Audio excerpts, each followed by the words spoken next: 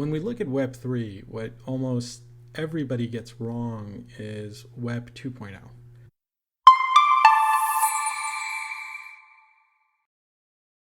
So Web 2.0 companies have been very successful, but legacy infrastructure really hasn't evolved over the last 10 to 15 years. And we're starting to see the limitations of that legacy infrastructure, especially when it comes to areas related to data privacy. And this impacts lots of industries across lots of markets all over the world. Underlying these limitations are the market drivers that have become increasingly sophisticated over time and will continue to do so for the foreseeable future. If Web 1.0 was all about decentralized connectivity, this means that Web 2.0 is really about decentralized security. And the natural evolution of security is privacy. So here's a demonstration of what we mean by decentralized privacy. So what's important with decentralized privacy is to break the world into two pieces. You have data producers, which is on the left side of the screen, and you have data consumers that are on the right side of the screen.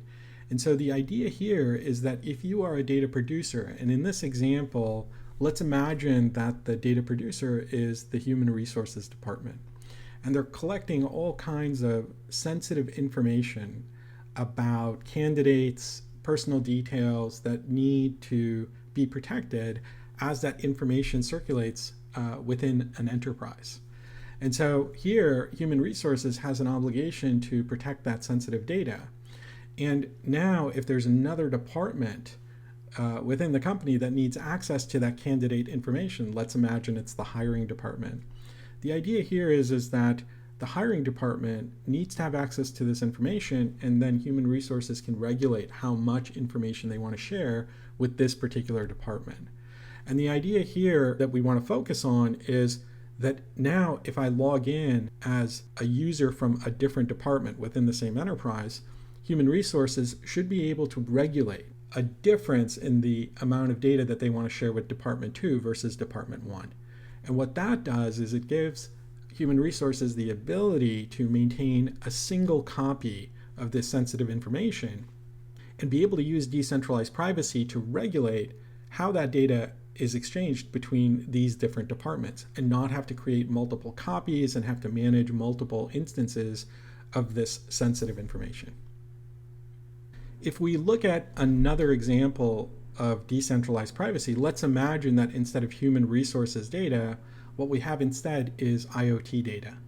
And here we have on the left side of the screen an IoT device that's generating data that there are these consumers on the right side of the screen that they want access to.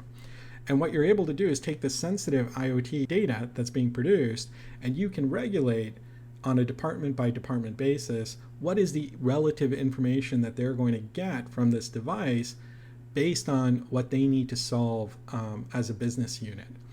What's really important here is that as the IoT device continues to generate data, the privacy profile is maintained. And so as data gets generated, you're able to maintain the governance and the policies that are associated with sharing only that information that's required by the particular department. So why is decentralized privacy so important? Well, what it does is it allows data producers, data custodians, to be able to regulate not only who they share information with, but at what level of information sharing there is. And what that level of control does is it introduces confidence. It introduces that data assurance that's required in order for departments to safely exchange information with each other, for enterprises to safely exchange information with each other. It provides that confidence that's required to drive next generation data economies, next generation data sharing ecosystems.